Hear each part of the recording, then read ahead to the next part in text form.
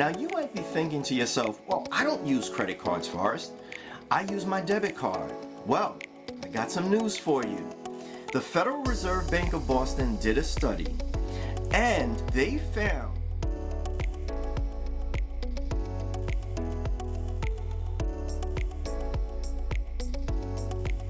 Hey community, welcome back.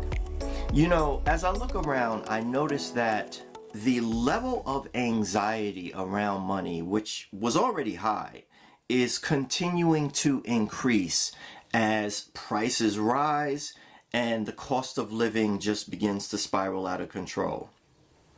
There are things that we can do to combat that anxiety. So this week I have a special series called Money Anxiety: Breaking the Habits That Keep Us Broke.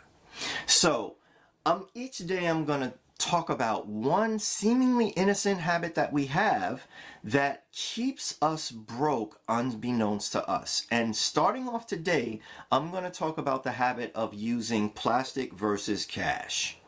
How does that really matter? Now you might be thinking to yourself, well, I don't use credit cards, Forrest. I use my debit card. Well, I got some news for you. The Federal Reserve Bank of Boston did a study, and they found that 52% of people are more likely to make an impulse purchase with a card, debit or credit, versus 24% with cash.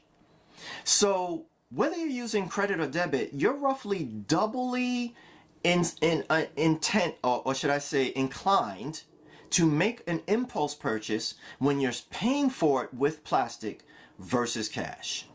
So how do you combat that? Well, when you you're going to a store, bring cash with you to spend. That's groceries, that's clothing, that's whatever.